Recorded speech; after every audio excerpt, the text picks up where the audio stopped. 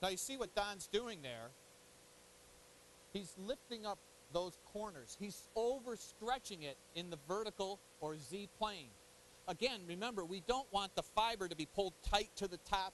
We don't want the fiber to pull tight to this radius. We want to stretch this vertical wall here so that it's pushing down and touching that gel coat surface below, as well as when we close the mold, this will touch the upper mold. We want that entire area cross-sectionally, as well as everywhere else in the part, to be filled with fiber. We don't want the fiber to be bridging through as the radiuses and the geometry changes in the mold. This is absolutely critical, and that's the beauty of these types of materials that we have today. They help that by that springing out effect by either the glass in the center or the polypropylene felt helps push the fiber to each side.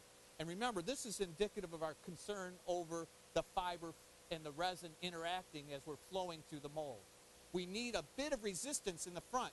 See, if we have glass that's in the front of the resin flow, but it gets to a radius and the glass is pulled tight to one or the other side of the mold, the resin says, oh, well, I'm not going to go through that glass.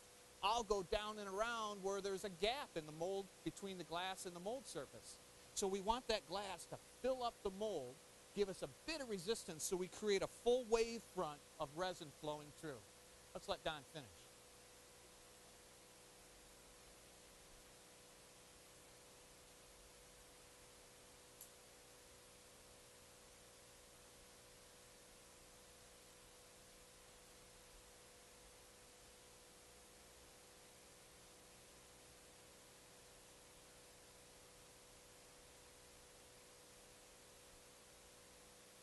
You see here, Don has cut the fiber. You saw him cut it once, form it around. He's brought the other side over. Now he has an overlap. He's going to cut that overlap off. But in a moment here, you're going to see that he's going to stretch each side so that by stretching it and forming it over the seam, that butt joint that he created, we end up with an overlap, but yet by stretching it, we didn't create double the thickness of the fiber. So here we can gain a bit of feathering of the edges. Another beauty of these types of materials.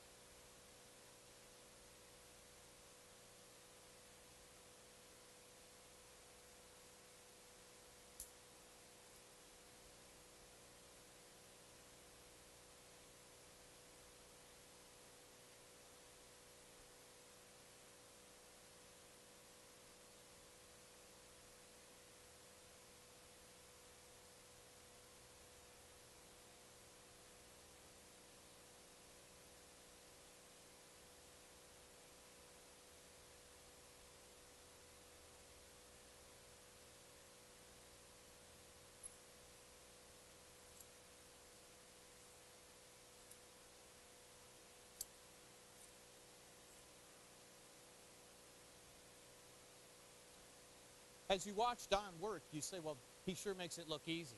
Well, that's just it. We've worked here at JHM Technologies to help bring simplicity to this process, as well as the material suppliers, the resin, the fibers, the release agents. We've all worked in harmony today, and we have now a very practical, simple, a process one that generally a moderately skilled operator can do a repeatable process day in, day out. Now, we do require a bit of skill, a bit of paying attention to detail on the fiber loading. When we get to the injection, you'll see there we've taken the advancements here at JHM to bring the equipment in line, much like the injection molding industry, where just a single fire and forget type of technology, one button, as it were, pushing, injects the resin into the mold at the precise measurements of process control. Here we are relying on the operator's skill, but even still, even though Don, he may have nearly 30 years of doing this, it is about as easy as he's making it look. It's a simple process to load the fiber. Just have to pay attention to detail, forming it, pushing it into those radiuses, stretching it on those vertical walls a bit, just ensuring that that fiber fits tightly to the geometry of the part. So we'll go ahead and let Don know.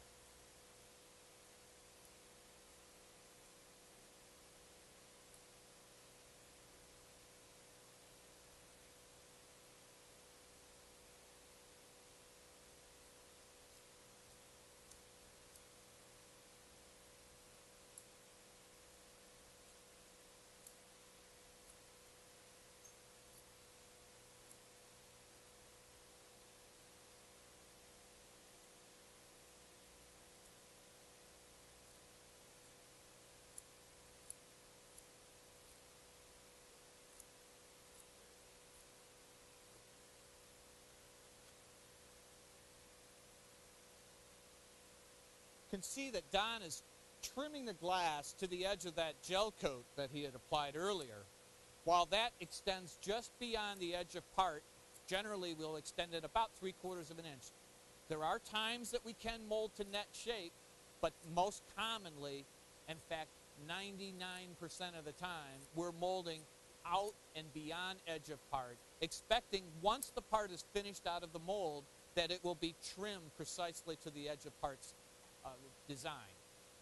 So what we have then is we have glass extending out. Why do we not mold all parts to net? Because we cannot get the glass to remain perfectly to the edge with most shapes. There are occasions where the shape is such that the fiber can be tucked to a corner, to an edge, to an undercut, and it will stay there. If it can stay to the edge, and we can reliably assure that it will, then we can mold to net shape. Net meaning we don't need to trim, like you think of thermoplastic injection molding. But normally, we mold beyond the edge of part and then trim back, 1/2, 3/4 of an inch. And part of your original design in the mold, the pattern that the mold's made from, you consider then where your trim line is going to be, where the fiber is going to extend. That has to be added and considered in the original design of the pattern. In this case, this part trims back here, so we've got more than enough fiber. We're just concerned that if the fiber shrunk back from the edge, then you would have resin richness that would chip and crack on that edge. Fiber is the key to the strength and has to be right out to the leading edge of the part. Well, I think at this point we're loaded. We'll wipe this flange down. But in the next scene, we're going to talk about the upper, how it's designed, how it influences the resin flow, comes to the vent in the center. We'll close the mold, and then the exciting part, we inject it. Stand by.